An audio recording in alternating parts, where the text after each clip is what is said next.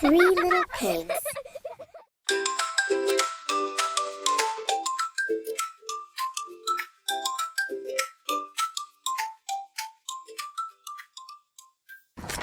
Once upon a time, there were three little brothers named Pip, Barnaby, and Mason.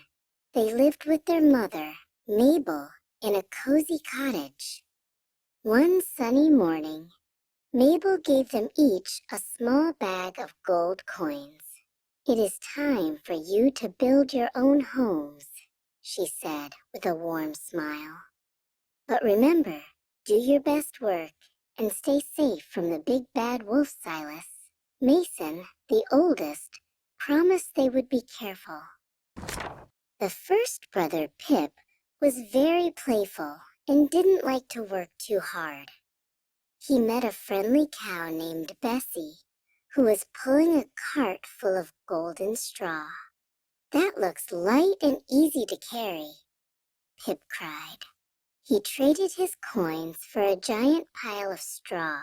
He hummed a happy tune as he piled the straw high to make a soft yellow house. The second brother, Barnaby, liked to play his flute more than he liked to build. He met a large bear named Bruno, who was carrying a bundle of long, brown branches.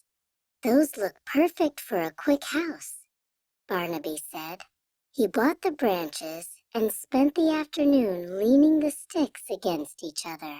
Soon he had a pointy wooden house and went back to playing his music. The third brother, Mason, was very patient. He met a strong elephant named Ellie, who was pushing a heavy wheelbarrow full of sturdy red bricks. "These bricks will make a strong home," Mason thought. He worked all day and all night, carefully stacking the bricks with thick gray mud. It was hard work, but Mason wanted his house to be the strongest in the forest. One afternoon, a shadow fell over Pip's straw house. It was Silas, the big bad wolf. He had a very hungry tummy. He knocked on the straw door and growled, "Little pig, little pig, let me come in." Pip peeked through the straw and shook with fear. "No, no, not by the hair of my chinny chin chin," he squealed. Silas let out a loud laugh. "Then I'll huff and I'll puff and I'll blow your house in." He took a very deep breath. He puffed out his furry cheeks and blew a giant gust of wind. Whoosh! The straw flew everywhere like yellow confetti.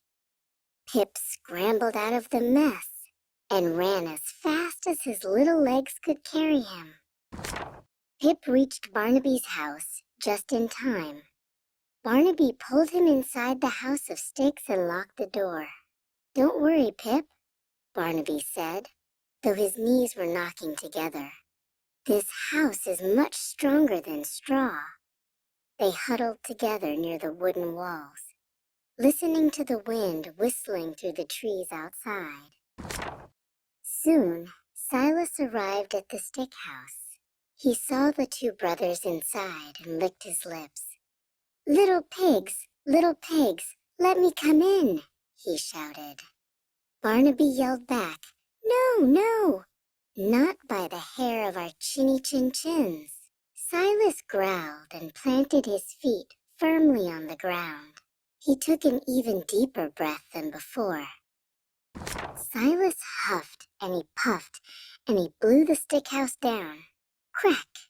The branches snapped and the house fell into a heap. Pip and Barnaby raced through the woods, squealing all the way.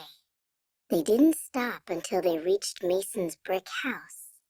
Mason opened the heavy wooden door and hurried his brothers inside. "You are safe here," Mason said calmly. Silas reached the brick house, and he was very cross. He shouted at the top of his lungs, little pigs, let me come in."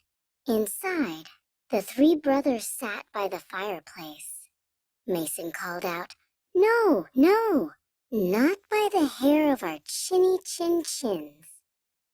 Silas huffed and puffed until his face turned bright purple, but the brick house did not move a single inch. Silas realized he couldn't blow the house down, so he decided to be sneaky. He climbed up a ladder and onto the roof. "I will go down the chimney," he whispered to himself. But Mason heard the wolf's claws scratching on the roof. He quickly put a large pot of bubbly water on the fire. Silas slid down the dark chimney. Splash! Right into the water. "Youch!" Silas cried.